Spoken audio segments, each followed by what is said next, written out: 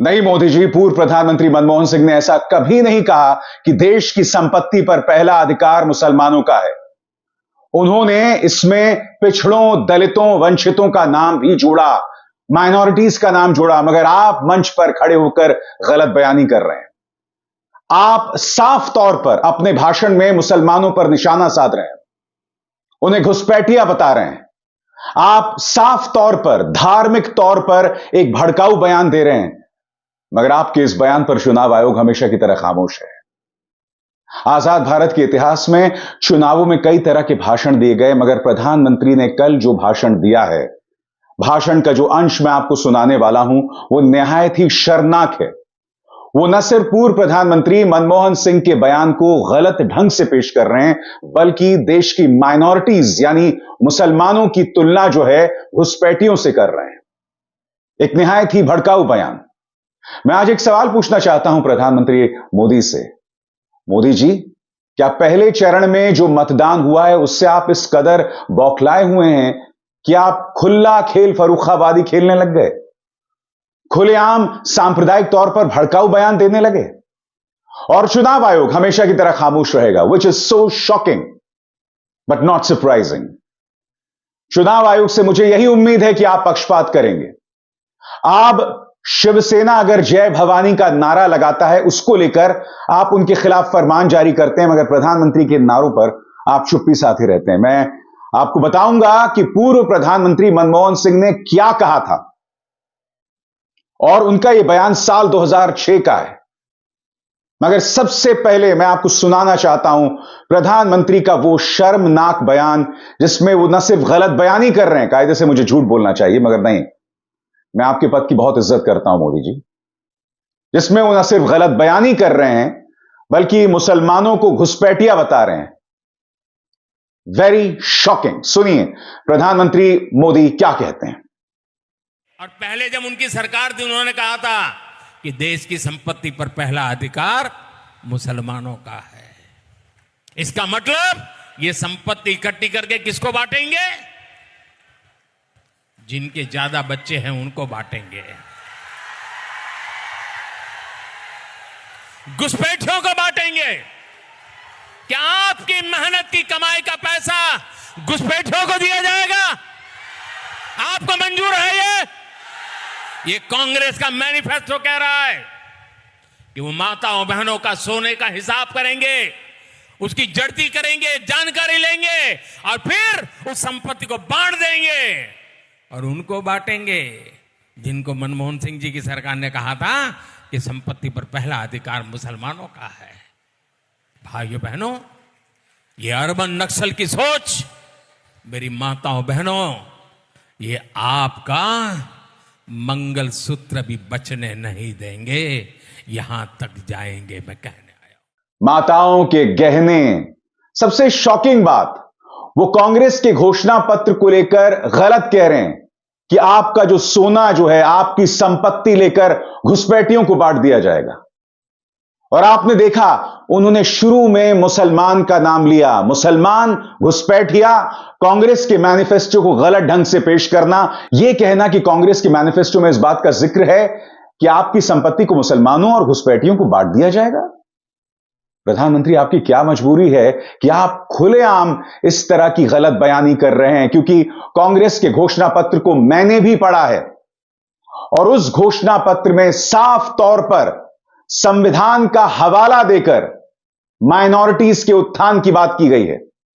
उसमें यह भी लिखा गया है कि मुसलमानों के पर्सनल लॉज में सुधार लाया जाएगा उनके साथ मशवरा करके, यानी उनको मॉडर्नाइज किया जाएगा। मगर आप खुलेआम इस तरह से अपने इस 1 मिनट के बयान में गलत बयानी कर रहे हैं। राहुल गांधी ने पलटवार किया है दोस्तों।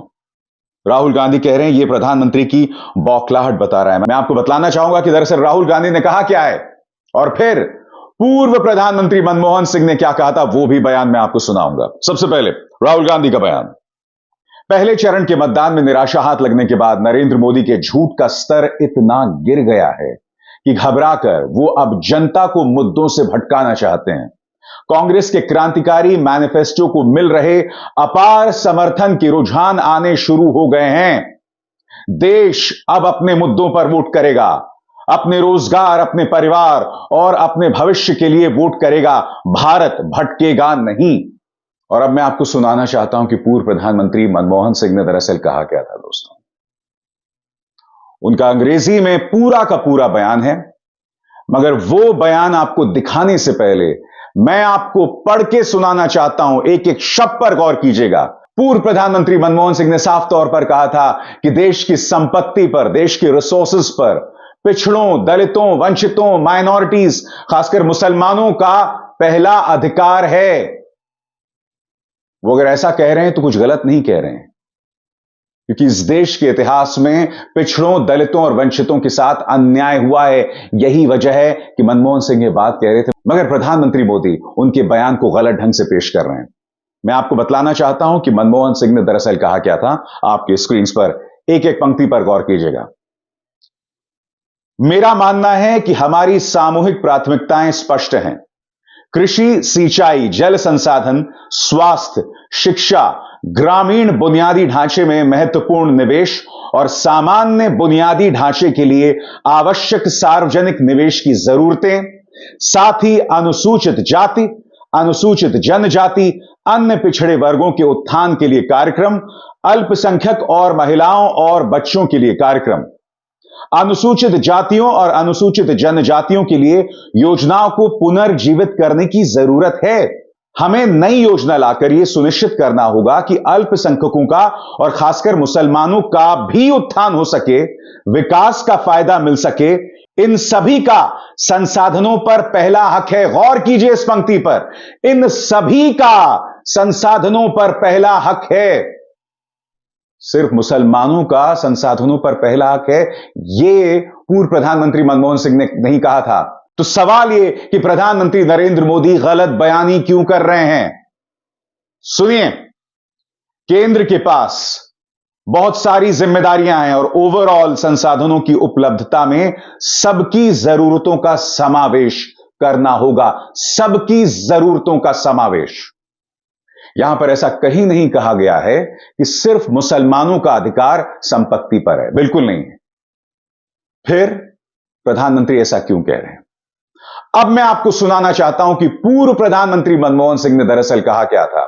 उनके एक एक शब्द पर गौर कीजिएगा और आप खुद इस निष्कर्ष पर पहुंच सकते हैं कि उन्होंने कहा क्या था और अब प्रधानमंत्री क्या कह रहे हैं। सुनिए। I believe our collective priorities are clear.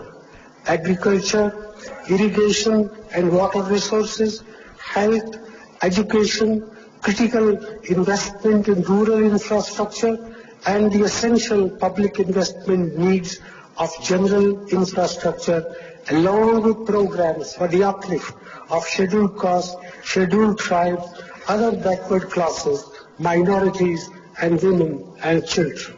The component plans for scheduled castes and scheduled tribes will need to be revitalized. We will have to devise innovative plans to ensure that minorities, particularly the Muslim minority, are empowered to share equitably in the fruits of development.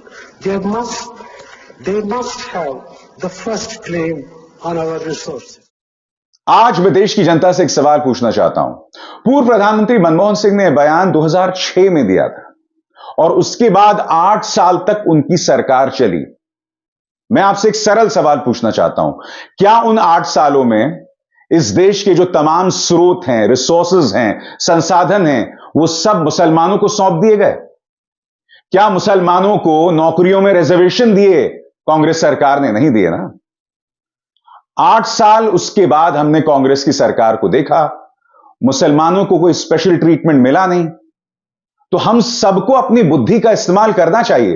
देखिए, प्रधानमंत्री मोदी साफ तौर पर भड़काऊ बयान दे रहे हैं। उन्होंने सबसे शॉकिंग बात अपने इस भाषण में मुसलमानों की तुलना घुसपैठियों से की है, ज्यादा बच्चा पैदा करने वाला बताया, जबकि जनसंख्या के आंकड़ों का हमें विश्लेषण करना पड़ेगा। इसका ठीकरा धर्म विशेष पर फोड़ा जाना सही नहीं होगा। मगर शॉकिंग बात, प्रधानमंत्री एक भड़काऊ बयान दे रहे हैं।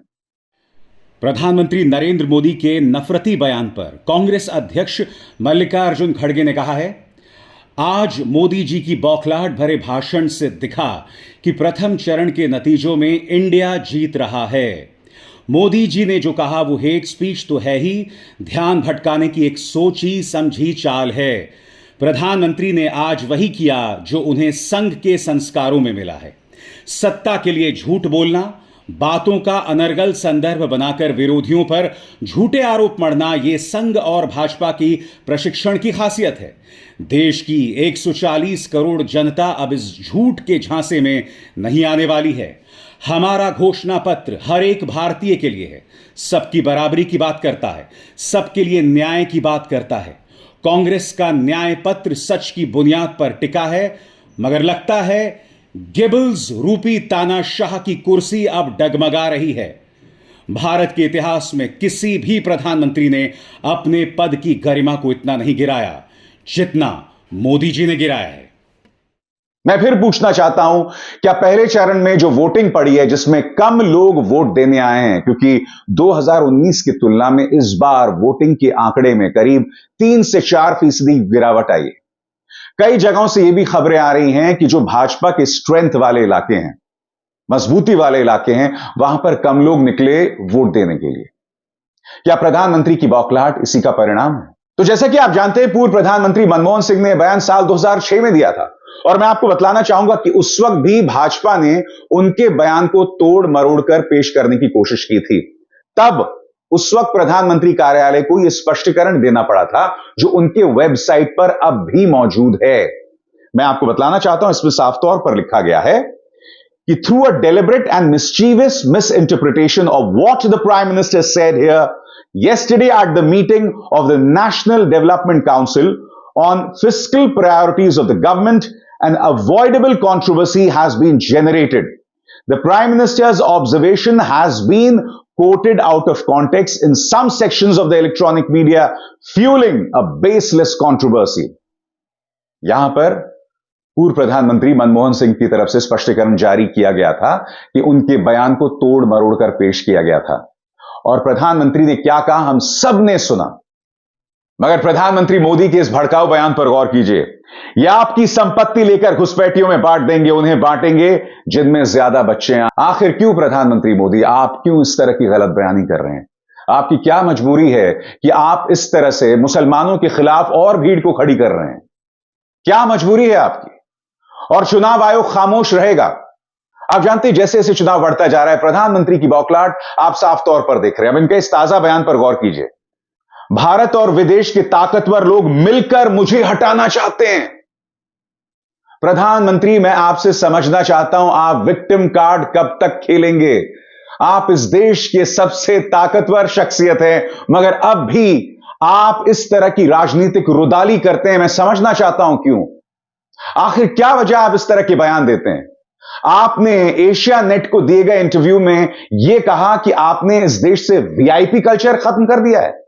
मैं आपको बतलाना चाहता हूं प्रधानमंत्री, आपके युग में वीआईपी कल्चर का यह आलम है कि आप कैमरे के सामने अपने अलावा किसी को टिकने नहीं देते हैं। आपके और कैमरे के बीच में अगर कोई आ जाए तो आप उसे हटा देते हैं।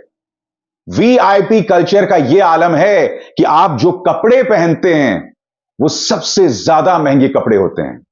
आप जो चश्मा पहनते हैं वो सबसे ज्यादा महंगा चश्मा होता है।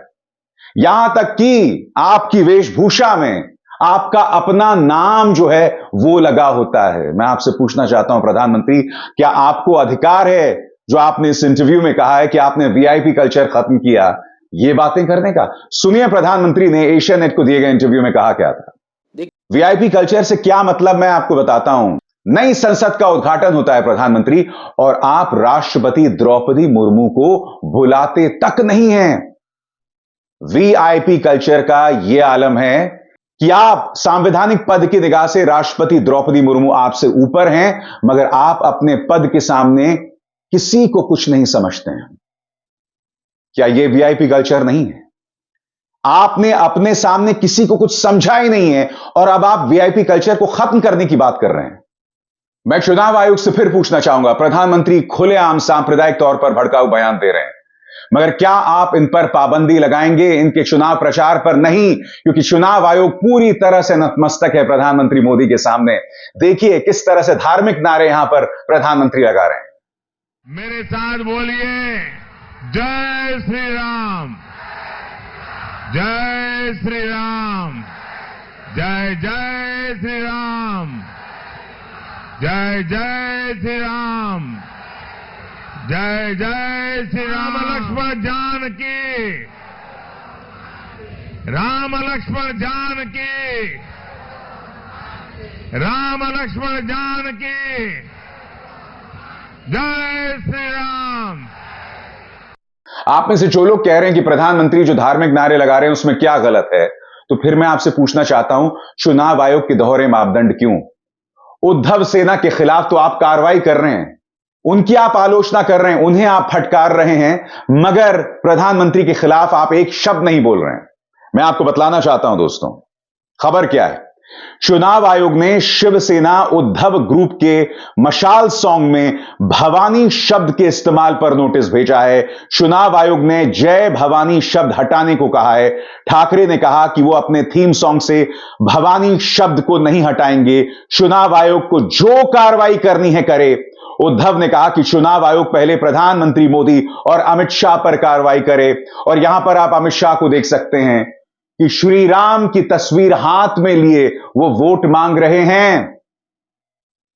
साफ तौर पर पक्षपात दिखाई देता है।